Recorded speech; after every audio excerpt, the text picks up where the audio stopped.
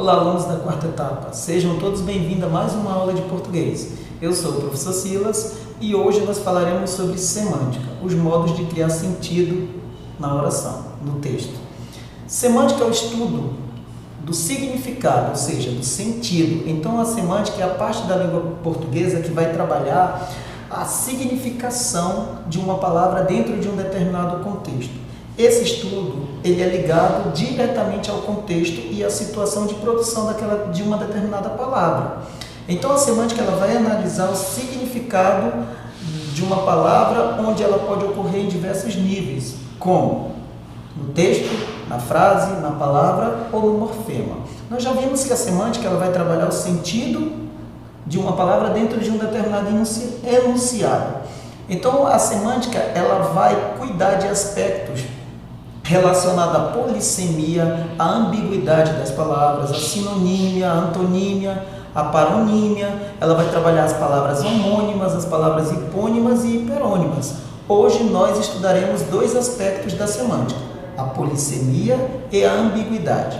Mas antes de começarmos o estudo, nós precisamos entender que as palavras elas não vão apresentar um sentido único em qualquer contexto. Ou seja, dependendo da forma como a palavra é utilizada, ela pode adquirir determinados sentidos. Daí nós temos a palavra usada em dois sentidos. No sentido literal, que é o sentido dicionarizado, que você encontra lá no dicionário, e no sentido figurado. O que seria a denotação? A denotação é o significado próprio da palavra, é o significado literal, e ele independe do contexto. Ou seja, é o uso da palavra no seu sentido próprio. E vai aparecer com frequência nos textos não literários, como, por exemplo, uma entrevista, uma reportagem, uma bula de remédio. Veja o exemplo. O rapaz construiu um muro. O coração é um órgão do corpo humano. Observe que todas as palavras na construção desse enunciado foram utilizadas no seu sentido literal, seu sentido real, para o qual a palavra foi criada. A conotação, ela vai fazer uso da linguagem no sentido figurativo, ou seja, ela vai apresentar um sentido subjetivo, que nós chamamos de não literal da palavra, e ela vai depender exclusivamente do contexto. Observe na imagem, nós percebemos um garoto engolindo um sapo. E no dia a dia nós temos na linguagem coloquial uma expressão, fulano de tal vive engolindo sapos, ou seja, não é que ele come o sapo por ter um valor nutritivo, mas porque ele passa por algumas desavenças, alguns problemas sem poder revidar. Isso é engolir sapos no sentido figurativo. Então a conotação ela vai fazer uso da linguagem no sentido figurado, metáforas, metonímias, comparações. Ela é uma linguagem simbólica e ela é uma linguagem diferente da usada no dicionário. Observe um exemplo. Na fábrica, João é o cabeça no setor em que trabalha. Observe a palavra cabeça. Cabeça, no sentido denotativo, é um órgão do corpo humano. Agora, nesse sentido, a palavra cabeça, ela pode ser trocada por ele é o gerente, ele é o presidente, mas a palavra foi empregada com um outro sentido. Então, a conotação ela vai depender muito do contexto. Observe o cartoon. Olha o aviãozinho. Nesse cartoon nós podemos definir exatamente o que é a conotação e o que é a denotação. Observe que nós temos um avião em chamas ao fundo, nós temos uma senhora alimentando um bebê.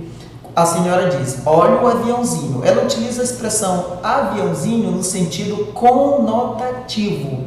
Mas o bebê vê de fato um avião. Então a palavra aviãozinho para o bebê é sentido denotativo.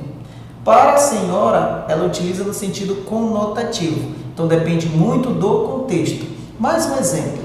Eu odeio estes pneus. Eu adoro estes pneus, o mosquito da dengue diz. Observe que no primeiro contexto, a palavra pneu significa o quê? Gordura localizada. No segundo contexto, a palavra pneu significa a roda do carro, lá, o pneumático mesmo. Então veja que o mosquito utilizou a palavra pneu no sentido denotativo, enquanto a mulher utilizou no sentido conotativo. Aqui nós temos um quadro que diferencia muito uma linguagem da outra. Então nós percebemos que a denotação ela é uma palavra com significado restrito, ela possui uma única interpretação, enquanto a conotação ela vai utilizar assim, a linguagem no seu sentido múltiplo, amplo. A denotação ela vai utilizar a palavra no sentido comum, encontrada no dicionário. A conotação ela vai trazer uma linguagem carregada de valores sociais, afetivos. A denotação ela vai utilizar a palavra de modo objetivo, claro, direto, enquanto a conotação vai utilizar uma linguagem expressiva, rica em sentidos. A denotação ela vai fazer uso de uma linguagem exata, precisa, enquanto a conotação ela é a palavra utilizada no sentido criativo. Então, uma dica é D de denotação, D de dicionário. A denotação trabalha com o sentido do dicionário, enquanto a conotação vai trabalhar com o sentido da criatividade. C de conotação, C de criatividade. É uma dica. Falaremos agora sobre polissemia e ambiguidade. O que seria a polissemia? A polissemia é quando a palavra ela vai possuir diversos significados, ou seja, é a propriedade que uma mesma palavra tem de apresentar vários significados. Se você pegar a palavra polissemia, você pode dividir ela em duas. Poli, vários, muitos, semia, sentidos, significados. Então é uma palavra com muitos significados. Observe as frases. Paula tem uma mão para cozinhar que dá inveja. Vamos, coloque logo a mão na massa. As crianças estão com as mãos sujas. Passaram a mão na minha bolsa e nem percebi. Observe a palavra mão em 4 contextos diferentes. No primeiro contexto, a palavra mão tem o sentido de habilidade, que a pessoa tem uma mão para cozinhar, tem uma habilidade, uma eficiência. No segundo, quando diz assim, coloque a mão na massa, ou seja, participar, tem o sentido de participar, de interagir mediante uma determinada tarefa. As crianças estão com as mãos sujas. A palavra aí, mão, significa parte do corpo humano. E quando ele diz que passaram a mão, a palavra mão aí, roubaram, subtraíram. Então veja que a polissemia vai trabalhar com esses múltiplos sentidos. Ele sempre traz um boné na cabeça. Rodrigo é o cabeça da equipe. Acertou o dedo e não a cabeça do prego. Perceba a polissemia da palavra cabeça. No primeiro sentido, na primeira oração, nós temos a palavra cabeça como parte do corpo humano. Na segunda oração, nós temos a palavra cabeça com o sentido de líder. Você pode dizer, Rodrigo é o líder da equipe, mas você pode também dizer, Rodrigo é o cabeça. Acertou o dedo e não a cabeça do prego. A palavra cabeça aí, parte superior do prego. Então, observe a polissemia da palavra coroa. Veja, como arrumar uma coroa? Logo embaixo nós temos assistência funeral, 0800 2223 3444. SINAF. Então, na propaganda aí, no outdoor, nós percebemos aí a palavra coroa. E nós vemos, dá para perceber um senhor aí. Então, num primeiro momento, nós percebemos coroa no sentido de mulher idosa. Mas pode ser a coroa da bicicleta, a coroa da moto, a coroa do abacaxi, pode ser uma coroa de flores, pode ser a coroa, o dente, ele possui também a coroa. Veja que eu dei vários sentidos para a palavra coroa. Mas dentro desse contexto, qual seria? Quem falou coroa no sentido de flores, acertou, porque nós temos aí a propaganda de uma assistência funeral. Na assistência funeral, os caixões eles possuem uma coroa de flores. Então, a polissemia é muito importante que o aluno entenda o sentido polissêmico de uma palavra, para que ele possa fazer a interpretação correta dos enunciados. Arranquei uma pena da galinha, escrevia com a pena que lhe dei, cumpriu a pena até o fim. Tenho pena do seu estado. Observe a palavra pena em 4 contextos. No primeiro, a palavra pena significa pluma, a plumagem da galinha. No segundo, já não tem esse sentido, tem o sentido de peça de metal de escrever, a caneta.